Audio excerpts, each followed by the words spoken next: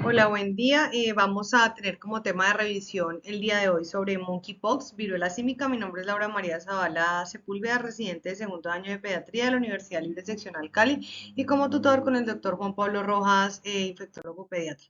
A modo de introducción, entonces tenemos que la viruela del simio es una enfermedad zoonótica que se ha extendido por toda África y la propagación del virus ha sido rápida y global. Y esto dado básicamente por la transmisión que existe de persona a persona como de animal a persona. Y esto pues ha incrementado diariamente las tasas de incidencia. La Organización Mundial de la Salud ha declarado el virus de la viruela del mono como una emergencia sanitaria a nivel mundial. Tenemos que fue identificado por primera vez en 1970 en humanos. Es causada por el virus de la viruela del mono o monkeypox virus. Es un virus ADN doble cadena de la familia Poxviridae y genera un cuadro clínico que puede ir desde lesiones características en piel benignas hasta síntomas generalizados que pudieran llegar a ser graves. La OMS ha detectado pues el aumento de los casos en África Central y esto ha generado toda una emergencia en salud pública de interés internacional. En cuanto a un poco de historia, entonces tenemos que tanto el virus de la variola como el virus de la viruela del mono están relacionados antigénica como genéticamente.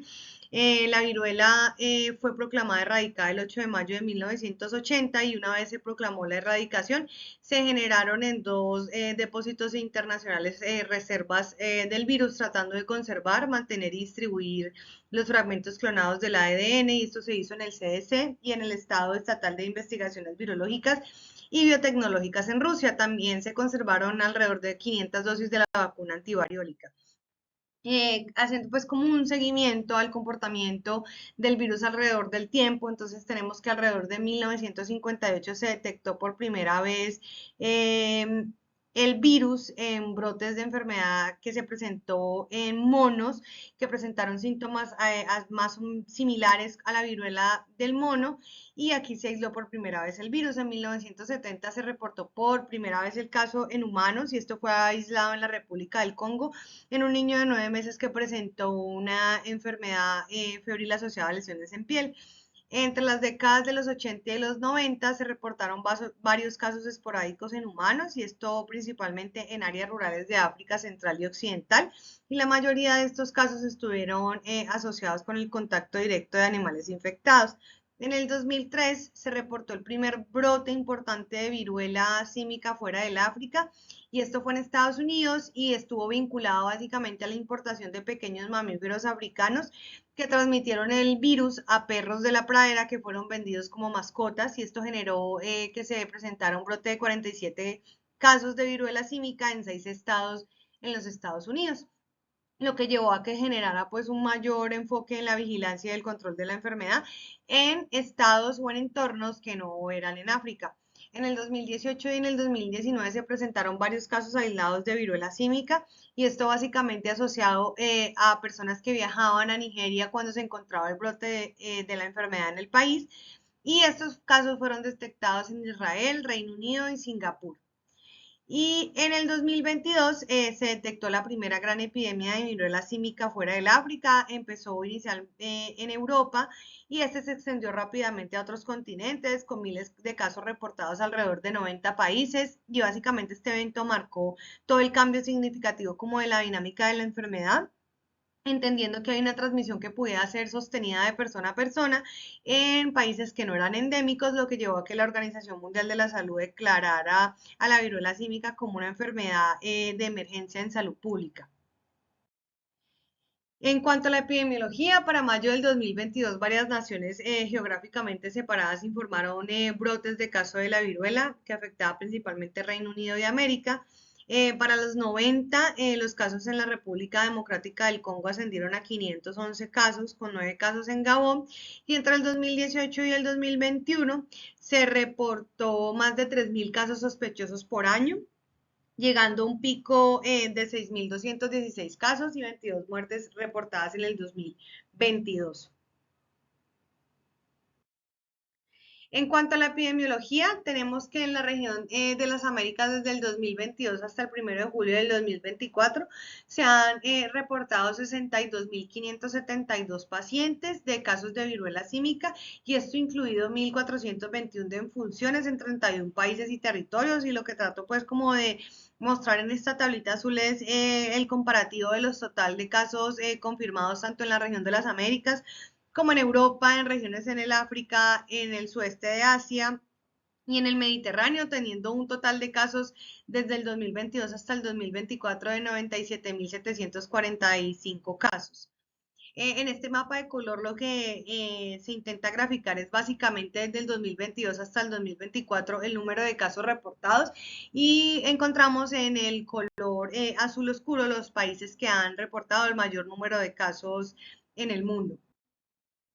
Hay unas características sociodemográficas que se han documentado pues como la transmisión del virus y se ha identificado claramente que presentan una mayor transmisión hombres que tienen sexo con otros hombres, esto reportando que casi el 96% de los contagios han sido en el sexo masculino con una edad media de 34 años, esto correspondiendo al 79% de los casos y la franja de edad que ha sido menos afectada es la franja de edad entre los 0 y los 17 años. Entonces tenemos básicamente que el perfilamiento pues, de los casos de viruela del simio para agosto del 2023 se ha mostrado una gran prevalencia en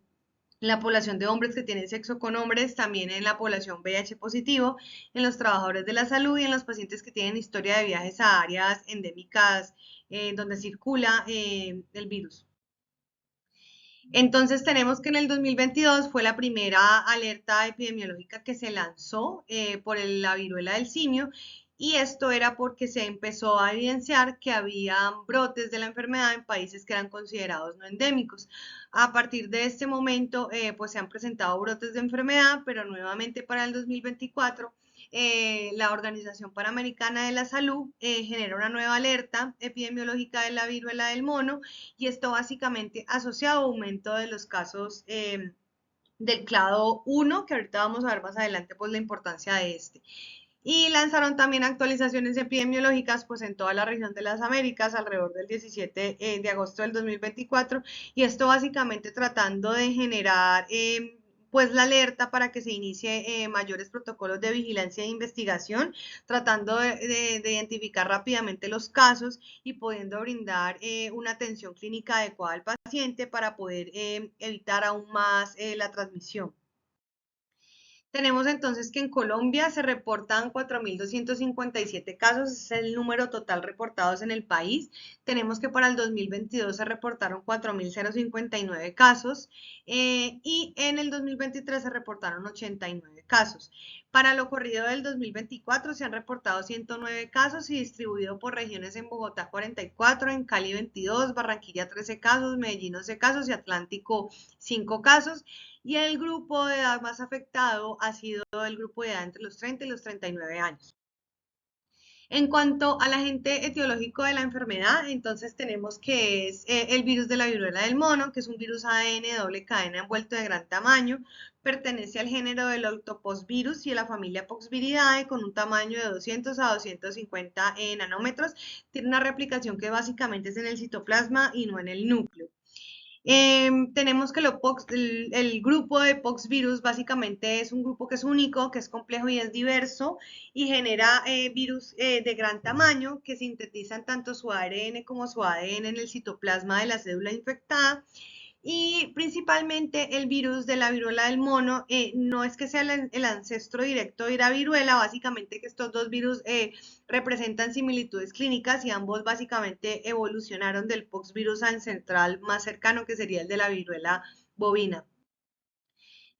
Hablando un poquito más sobre el agente etiológico, tenemos entonces que los ortopoxvirus que pueden infectar a los humanos está el de la variola, está el de la vaccina, que es una cepa vacunal, está el de la viruela bovina y el de la viruela símica. Y aquí importante tener en cuenta que en la viruela del mono se han identificado mediante secuenciación genómica dos clados, el clado 2 y el clado 1. El clado 2 se circula básicamente en África Occidental y este virus, este clado presenta que son más atenuados y que tienen una transmisión un poco más reducida de persona a persona Y el clado número 1 son más agresivos y tienen una mayor transmisibilidad en poblaciones humanas. Importante ahora es, en el 2022, la epidemia que se generó básicamente fue por el clado 2, que como vemos son más atenuados, pero el momento epidemiológico actual lo que nos está mostrando es que se ha aumentado en los casos de clado 1 y sabemos que este es más agresivo y que tienen una mayor transmisión en poblaciones humanas. Entonces, digamos que esto es lo que enciende las alertas actualmente en el mundo. En cuanto a la transmisión, pues el virus de la viruela símica tiene dos transmisiones, una que es una transmisión primaria que se produce en las áreas que son endémicas y una transmisión secundaria que se produce en las áreas no endémicas que se produce de persona a persona. Entonces, esa transmisión primaria hace referencia básicamente a la transmisión de animal a humano que puede ocurrir por mordeduras, por rasguños de animales que están infectados y o por la preparación o manipulación de productos de animales que estén infectados y esto también en las áreas endémicas pudiera generar que se presenten pequeños brotes de transmisión de persona a persona. Mientras en las áreas no endémicas lo que se tiene en cuenta es que una persona infectada viaja a áreas no endémicas y empieza una transmisión que básicamente es por gotitas respiratorias o por el contacto de las lesiones en piel y empieza a generar la transmisión de persona a persona en áreas no endémicas. Los mecanismos de transmisión del virus pueden ser entonces por contacto directo de las erupciones o las lesiones en piel, pueden ser por secreciones respiratorias, puede ser por el contacto con objetos de una persona que haya estado infectada, ya sea con ropa u objetos contaminados. La transmisión también se ha reportado de manera vertical por la placenta y también se ha reportado infecciones de transmisión sexual.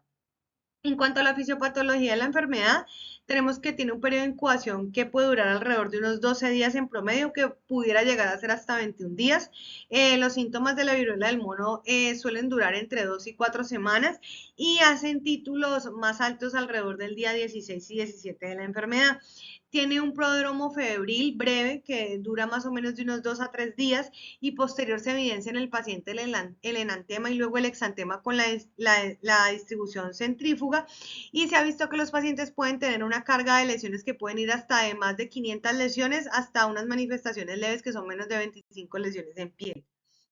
Entonces, ¿qué es lo que ocurre? Se infectan inicialmente el epitelio respiratorio y esto genera en el paciente que hay una viremia primaria y esto generando toda una movilización del virus a través del sistema linfático para infectar diferentes órganos en el cuerpo que genera posteriormente una viremia secundaria en el cual se produce pues todo el transporte de virus a través de la sangre. Las secreciones usualmente que contienen el virus pueden estar en orofaringe o incluso en las lesiones en piel y estas básicamente son las que inician el siguiente ciclo de transmisión infectando a otras personas y generándose por gotitas la transmisión a otras personas. En cuanto a las manifestaciones clínicas, entonces tenemos unos periodos de enfermedad que es el de incubación, el prodromo y ya la etapa eruptiva. Entonces el prodromo del paciente básicamente puede estar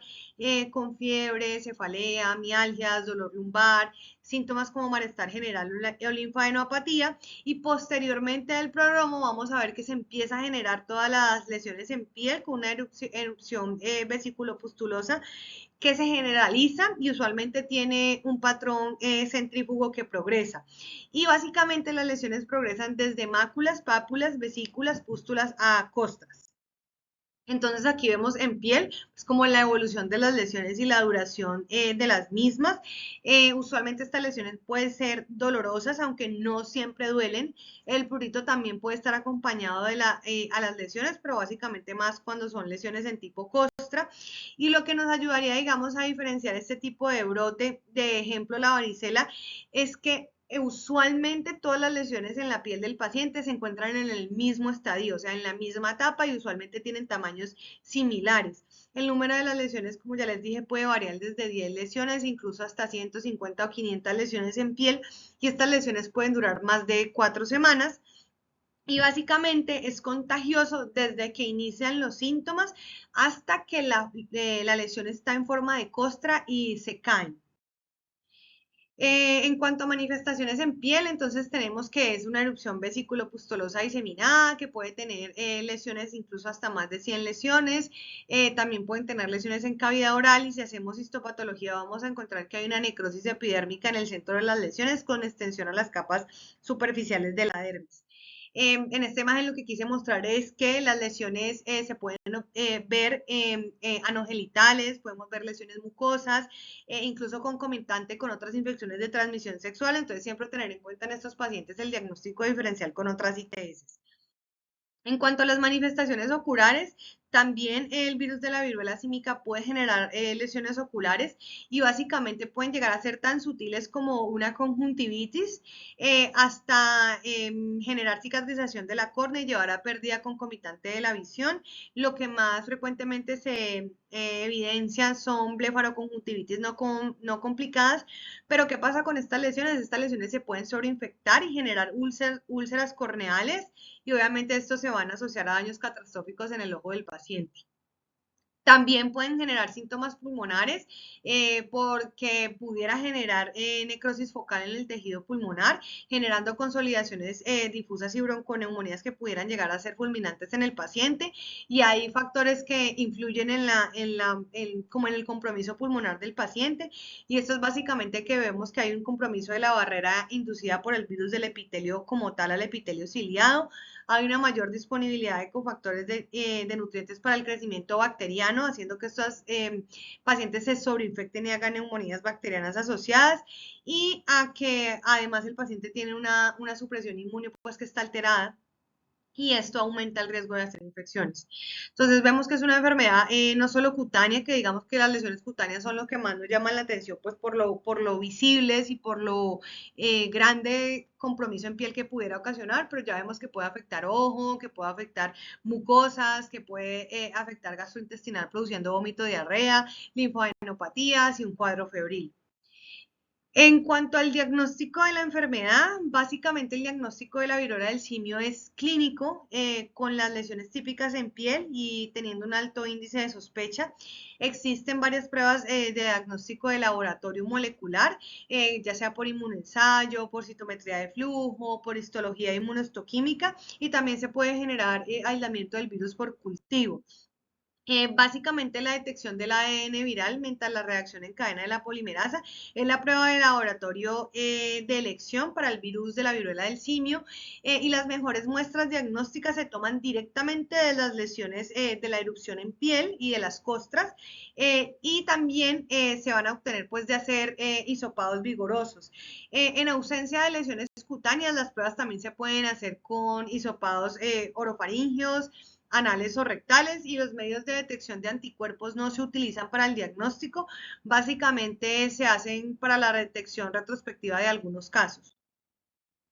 Existen las directrices que nos indica la Organización Panamericana de la Salud para el diagnóstico y básicamente las directrices que nos indica la OPS es que para la confirmación del laboratorio del virus de la viruela del mono nos recomienda usar el material de la lesión cutánea con hisopados de la superficie, de los bordes del exudado de las costras y nos indican que no debemos mezclar dos muestras diferentes en un mismo tubo y que pueden almacenarse tanto en tubos secos como en medio de transporte viral y ellos nos recomiendan que aparte de tomar la muestra de hisopados de las lesiones en piel, también recolectemos un hisopado orofaringeo. Las muestras se deben refrigerar o congelar dependiendo pues como del tiempo que vayan a permanecer almacenadas hasta que se realice pues el examen de identificación y no nos recomiendan hacer aislamiento virales en cultivo. Nos plantea la Organización Panamericana de la Salud dos algoritmos diagnósticos y este primero básicamente es el algoritmo en que hacemos una PCR que detecta cualquier género del ortopoxvirus. Entonces, básicamente nos va a identificar que la lesión o el aislamiento de un ortopoxvirus, pero no nos va a decir la especie. Si sale negativo, vamos a descartar que el paciente tiene una infección por el virus de la viruela símica, pero en caso tal de que salga positivo, ahí ya debemos hacer una PCR de secuenciación para determinar específicamente si se trata de la viruela símica. Si nos sale positivo, pues confirmaríamos el caso y debemos reportarlo. Y si nos sale negativo, pues documentamos como negativo el caso. pero tenemos un algoritmo 2, que este básicamente es el algoritmo que es recomendado, que este se basa básicamente en la detección inicial como tal del virus de la viruela del mono. Entonces, una vez detectamos que sale positivo, pues vamos a reportar y a confirmar el caso al ministerio, pero aquí debemos hacer una segunda muestra de PCR, y este es básicamente para tratar de identificar el clado al que estamos enfrentándonos con el paciente. Entonces, esta PCR lo que va a hacer es tratar de identificar si se trata de un clado 1 o un clado 2. Con el clado 1, en caso de ser positivo, pues confirmamos que se trata de un clado 1A. Básicamente la PCR de secuenciación no nos va a decir cuando se trate del clado 1B, entonces en caso tal de ser negativo quedaríamos en la duda de si es un realmente negativo o si pudiera tratarse de un clado 1B, y cuando nos identifica una PCR para clado 2, documentamos que es positivo para el clado 2. En la manera inicial del esquema, si analizar el PCR en tiempo real para el virus de la viruela símica nos sale negativo, pues descartaríamos la enfermedad. Hay una definición de caso, básicamente dada por el Instituto Nacional de Salud de Colombia, que fue emitido en el noviembre del 2022, y nos dice que tenemos que tener unos criterios clínicos y unos criterios epidemiológicos. En los clínicos tenemos que hay una persona que presenta un exantema en cualquier parte del cuerpo, y este exantema dado por máculas, pápulas, vesículas o pústulas, y puede o no estar acompañada de úlceras genitales o perianales con o sin proctitis. Y este paciente pudiera estar acompañado o no de síntomas como fiebre, odinofagia, mialgias, linfadenopatía o cefalea. Y debe estar acompañado por lo menos de uno de los siguientes criterios epidemiológicos al tener un antecedente en los últimos 21 días de haber tenido un contacto confirmado o probable con algún paciente, haber tenido un antecedente de haberse desplazado en países donde se han confirmado brotes, el tener un antecedente de un contacto estrecho o inclusive íntimo sexual con una persona que procede del exterior, el tener un antecedente a un viaje a áreas endémicas, y aquí nos referimos principalmente pues a África, y que haya tenido pues contacto con animales vivos o muertos que pudieran ser los reservorios del virus, que tenga nuevas o múltiples parejas sexuales, y según pues el criterio médico del especialista que cumpla criterio clínico epidemiológico pudiera considerarse como un caso probable. Confirmamos y documentamos la definición de caso confirmado cuando tenemos un caso probable con un resultado positivo en la prueba de laboratorio para la infección por ortopoxvirus sin secuenciación, o cuando lo secuenciamos y definitivamente encontramos positivo para virus de la viruela símica. Esta es una enfermedad de notificación obligatoria. Siempre tener en cuenta que debemos hacer diagnóstico diferencial con patologías que presentan lesiones en piel como varicela, herpes zóster, sarampión, coxsackie, con las arbovirosis como Zika, dengue, chikungunya. Tener diagnóstico diferencial también con lesiones similares en piel, como que el paciente no vaya a estar teniendo un impético, una infección gonocóxica, sífilis o un chancroide. Y obviamente también hacer reacciones diagnóstico diferencial o con reacciones alérgicas o con infecciones de tipo de ITS. En cuanto al tratamiento, básicamente es clínico. Los pacientes infectados por la viruela del símico pudieran llegar a desarrollar síntomas leves con una recuperación casi total de las lesiones y del cuadro clínico sin manejo, incluso hacia la cuarta semana. La OMS indica que básicamente los pacientes que tengan características leves de la enfermedad, lo que se debe hacer es hacer aislamiento en casa durante el periodo infeccioso y hacer seguimiento que pudiera hacerse por telemedicina a los pacientes. Se han estudiado y hay reporte de tratamientos con antivirales como el tecovirimat, el cidofovir o el brincidofovir, pero básicamente estos antivirales no están disponibles en Colombia, entonces digamos que no podemos acceder a dar ese tratamiento, y básicamente el tratamiento antiviral está indicado en los pacientes que tengan formas graves de la enfermedad, en pacientes que estén inmunocomprometidos o en aquellos pacientes que estén haciendo lesiones en zonas atípicas como en ojo, en genitales o en otras áreas atípicas que requieran un tratamiento.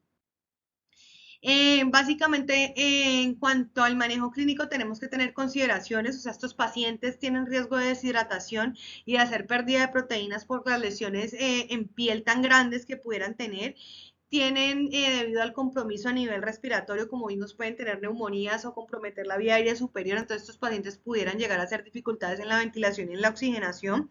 Estos pacientes pudieran llegar a tener limitaciones para ingerir alimentos y líquidos debido al dolor y las lesiones en mucosas, y es importante pues la hidratación, y más que pueden hacer diarreas y vómito, y tratarlas con infecciones. Obviamente la barrera cutánea está alterada y nos va a permitir que pudieran entrar patógenos más fácilmente al cuerpo, incluso generar septicemia. Entonces básicamente debemos individualizar el tratamiento de cada persona de acuerdo a los recursos disponibles del país y de acuerdo a la clínica del paciente y a las complicaciones que pudiera llegar a presentar. En cuanto a la prevención, entonces tenemos que las medidas están básicamente en la prevención. Lo que tenemos que hacer es evitar el contacto con una persona infectada. Entonces, básicamente, pues evitar el contacto cercano, hacer un lavado frecuente de manos, usar siempre el tapabocas, tratar de lavar frecuentemente la ropa o las sábanas si están alrededor o en contacto con una persona que pudiera estar infectada. Si es una persona que tiene lesiones en piel, pues tratar de evitar contacto con las lesiones en piel, y si se presenta algún síntoma, acudir oportunamente al médico para poder ser diagnosticado y poder generar el aislamiento oportuno y no generar más casos. En cuanto a la vacunación, la OPS y la OMS recuerda pues a todos los estados miembros que no se requiere ni se recomienda la vacunación masiva contra el virus de la viruela del mono en toda la población, que se debe hacer todo lo posible para tratar de controlar la propagación de persona a persona a través de la detección de casos, del diagnóstico temprano, del aislamiento y del seguimiento a contactos. Entonces lo que ellos nos dicen ahora es que no recomiendan pues la vacunación masiva. Importante tener en cuenta que la vacunación contra la viruela tiene una eficacia alrededor del 85%, y esto por reactividad cruzada. Y en Colombia la vacunación contra la viruela fue hasta 1979, posterior a esta fecha ninguno tiene la vacuna, y definitivamente sí está evidenciado que las personas que tuvieron la vacuna contra la viruela pues tienen 5 veces menor riesgo de contraer la viruela del mono versus los no vacunados. Tenemos tres vacunas, hay una de primera generación, de segunda generación y de tercera generación, el Drivax, el ACM 2000 y la Gineos. Básicamente, pues ¿qué pasa con estas vacunas en nuestro medio actualmente? No están disponibles. Colombia no tiene en este momento ninguna de las vacunas para iniciar vacunación, y básicamente lo que nos dice la Organización Panamericana de la Salud y la Organización Mundial de la Salud es que todas las decisiones para la inmunización con vacunas contra el virus de la viruela símica deben básicamente evaluarse dependiendo del riesgo-beneficio, caso por caso, y mediante las decisiones clínicas compartidas, obviamente primando a los pacientes que tengan factores de riesgo. ¿Cuál es la preocupación actual? Básicamente la preocupación actual está en que la nueva variante, conocida como el clado 1B, es más severa que la que se hizo, que en el 2022 fuera declarada una alerta internacional y que estuvo vigente hasta mayo del 2023. La que estábamos circulando y la que nos tiene la alerta en el 2024 es ese clado 1, que es más severo. Entonces, básicamente esto es lo que nos tiene con preocupación, y la Organización Mundial de la Salud ha declarado una emergencia de salud pública de la importancia internacional debido a la propagación pues, de esta variante clado 1 del virus de la viruela símica detectada en África. Para Colombia, el ministro de Salud, Guillermo Alfonso Jaramillo, indicó que dicha variante no se ha detectado todavía en Colombia, pero básicamente, ¿qué nos preocupa? Nos preocupa que quizás se vuelva una emergencia internacional por la viruela del mono, y que nos preguntamos si estamos preparados en América Latina para enfrentar una posible brote de la enfermedad alrededor de clado 1. ¿Qué pasa con la vacunación? Básicamente se está tratando de encender las alarmas y de mostrar al mundo que si vemos que descuidamos de pronto un poco la situación en África por las infecciones, y que es el país donde más circula el virus, básicamente las estrategias de vacunación deberían estar inclinadas en tratar de vacunar a toda la población en África, que es donde más circula el virus, y así controlar aún más